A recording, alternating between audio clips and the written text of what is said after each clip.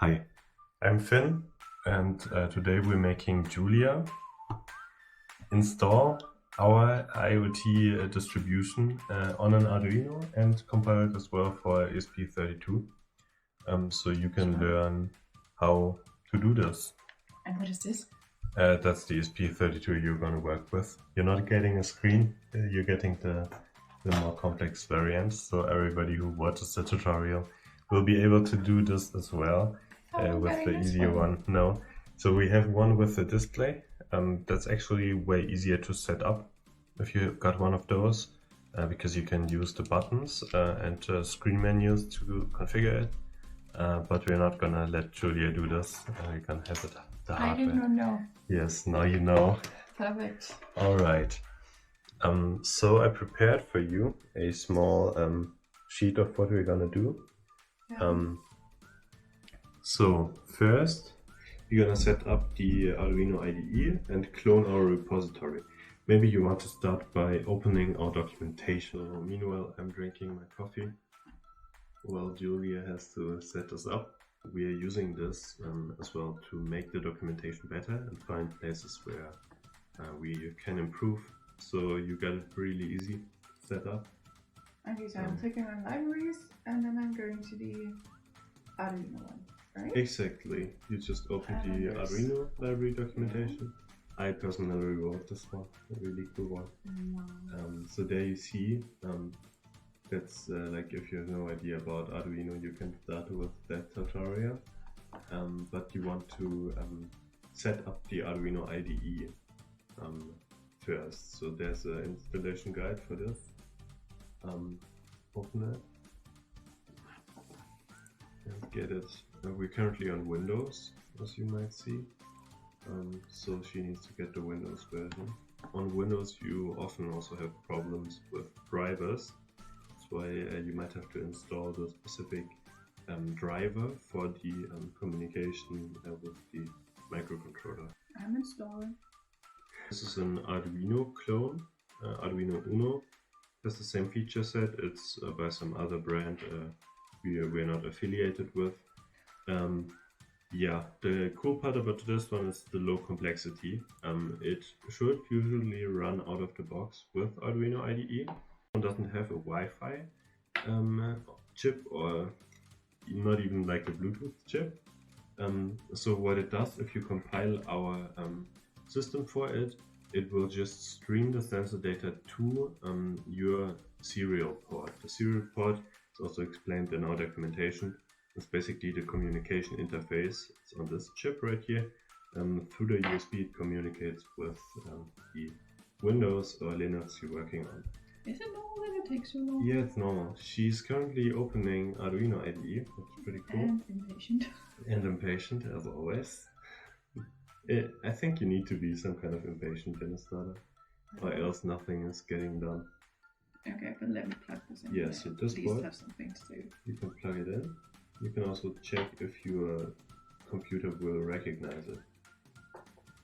What you also need to do, you could do that while waiting, is clone our repository containing the library and all the cool functions for our sensor kits. I first need to plug this into my laptop. Okay, now we have it. Now there's a light. Nice. Okay, so we have Arduino. Want to install the I can library? also install the drivers. You can, I'm not sure if you need specifically these. And why are they not both? Because you might need them for the ESP32. First try with getting our distribution and check it out. Our library is open source. You can get it from there. Basically in the repository it's not just a library. There's a ready to run system written in C++ that runs on those microcontrollers and also on other models. And it basically uses the library, just like you could do in custom code, but this one is good for proof of concept projects. Yeah, it's github.com/iq-help/aicuflow Arduino. important. Usually it just pauses twice here. Oh! Nice. Oh! Oh! You have to allow it to connect to network and stuff. As well, you see in here, there's like, you see the setup and the loop function. That's like in the C++ Arduino distribution. Basically, you can write code in there. But you don't have to write code yourself. You will just close those errors. I'm just closing them. Yeah, it doesn't really matter. It's just library stuff. Then you go open the repository folder in there. Here? Yeah. Why am I then opening up? Yeah, actually, if you want to edit it, you would need the VS Code. Yeah, you're using that. Exactly. And I'm closing this. yeah, you can open it full screen. There you see the code. It also has a description, links to docs. Close this again.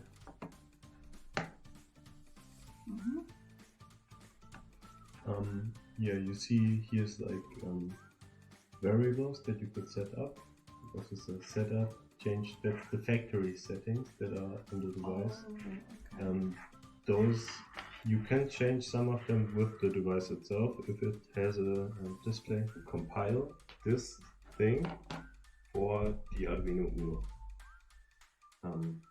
Basically, maybe you need an explanation. Yeah, there you see it. You can select the board. The verify just compiles it and checks, but it does not Don't upload. I have to change these settings here? Actually not for the Arduino because it doesn't use Wi-Fi. Okay, so this one uploads it into the device, but I think we're waiting till the sketch is done. Now the sketch is done. And then it compiles again. It compiles if you press that button. It already uploaded. Okay, so this one here was blinking for a sec. Yeah. Another concept you can also see if you read our docs and are not too impatient to read that. You see there's a serial monitor. That's basically the connection to the Arduino. Okay. And you see a whole lot of garbage coming out. That's because the baud rate is not matching. You need to set it to the run that the board has. That's also mentioned in our documentation in the Arduino Quick Start, so you can take that tour as well, or you just watch the video to the end. So there you see it has an ID, Arduino Uno, Uno, and there you see the millisecond count, the temperature. This is the controller, and if you heat that one up, you will see it in the temperature. Yeah, now it's 38, but it was only 30 something before. Yeah, now it's dropping again. Yeah. Okay. So that's the controller. This one here. We're currently measuring the temperature within it. There's also a speed variable being sent by default that says like the amount of cycles we can do in a millisecond, I think. Okay, but right now we're not sending anything to aicuflow, right? You're not sending anything to aicuflow. You can, in the documentation, use the bridge example, the Python bridge example, to send exactly these values to aicuflow. But you don't want to do that now. What you want to do is, first of all, you see there's only 4 values. So now you want to compile it in a way that you send all senses. There's an option for that. You might need to find that. Not in there. No? It's not in the documentation. Just read the code. Okay. Basically, if you want to read C++ code, you read the comments above the code snippets. And that says experimental option to register all pins. That's it. So you can verifying, and we're uploading, and then is it done? Yeah, and then we're going back to our. Wow! And now you see it streams all the pins. Basically, now we're measuring 10 times per second every single pin on the Arduino. And that way you could detect like any wire you connect to the Arduino could be a sensor. It's pretty good for an example. So you see the A1 to A5 are the analog ports. You see the value changes. It's because an analog port, it also receives like the electromagnetic radiation and stuff from around it.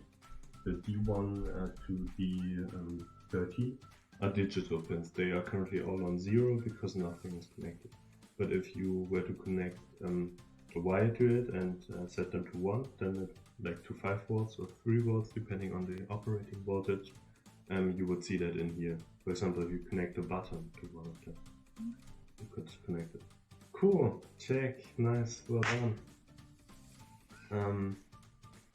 So we're already done with part 2. The ESP32 is a more powerful version of the microcontroller that's capable of connecting to Arduino IDE. It has 240 MHz of power. Some variants have displays and they are easier to configure. But this one still has Wi-Fi and Bluetooth, so you can automatically send data to the actual aicuflow platform with that, without having a bridge. Okay. Some background noise. I know. Unknown. Can I just search it? Wait, it's not. Bring the dots. Yeah, so in our documentation. Okay. I need to put that on another screen because I won't remember that. So it says file, preferences,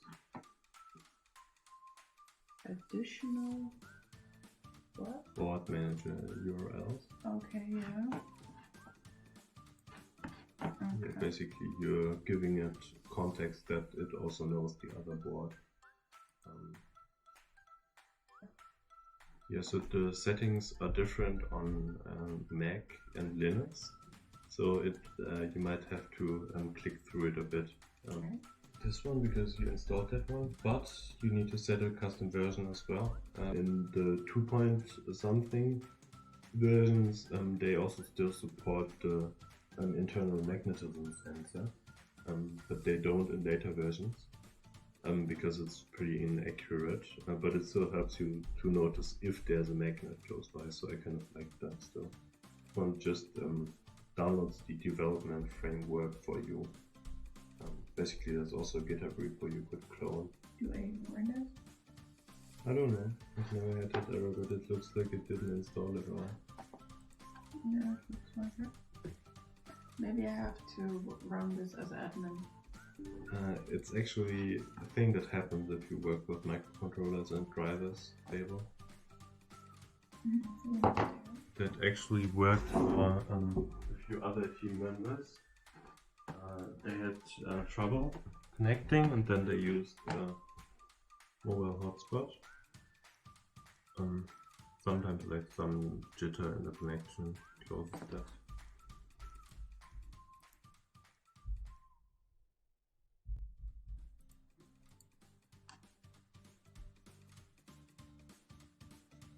So now we're connected to a mobile hotspot. Okay. And trying again. 3.1.0. Oh, this looks better. Looks Oh no, I think it's better, but it might restart completely. Is it? installing. Maybe it's working. That would be nice. See, there's a verbose flag. This one basically gives you debugging over the serial port. There's a bytes per point, that's basically the reserved memory for one JSON point. All pins, you set that to true, so it sends all of them. And here's the factory settings, so those are by default on the device. Successfully installed, yay. Yay. So now you can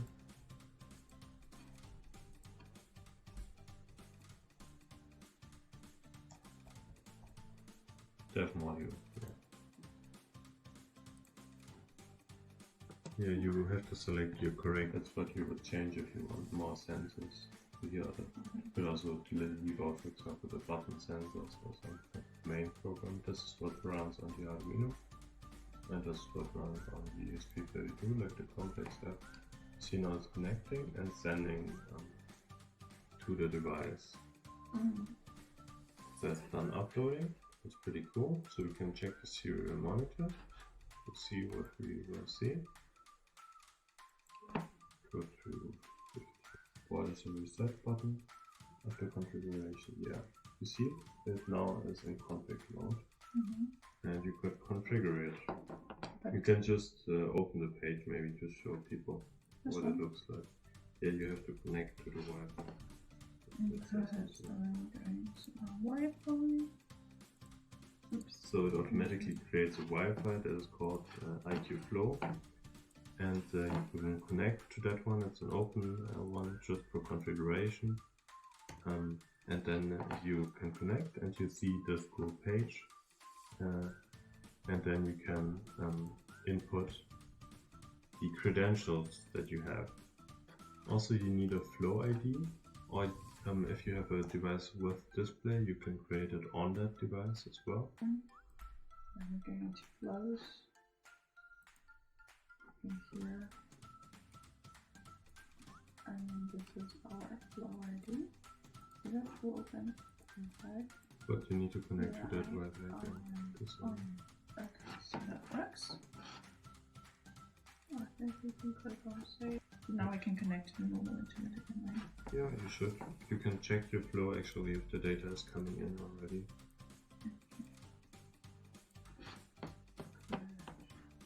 So now connected here.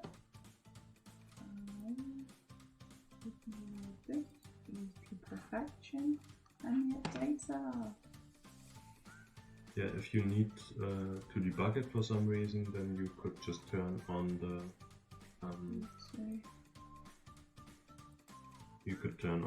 verbose option, because currently you didn't get any messages on a serial port because it's a non-verbose mode. Okay. But then this works, which is very nice. You see the Wi-Fi signal strength. Yeah. You see that the voltage also doesn't work, but the temperature sensor does work. Where's this one? Oh, it's getting very warm. It's getting warm, that's why it has 46 or something degrees already. We said all pins are true. Depends a lot on the board, which pins it detects. You're on a board that would detect the pins, you would have here more like digital and analog pins. The data coming in, we see 1408 rows, and we refresh, and now it's 1472 rows. So we're sending in batches then? Yeah, it's sending in batches of 64 by default, but the batch size can also be set here. It's all configured here. The batch size, the delay between measurements, it times exactly for 100 milliseconds. Nice, well done!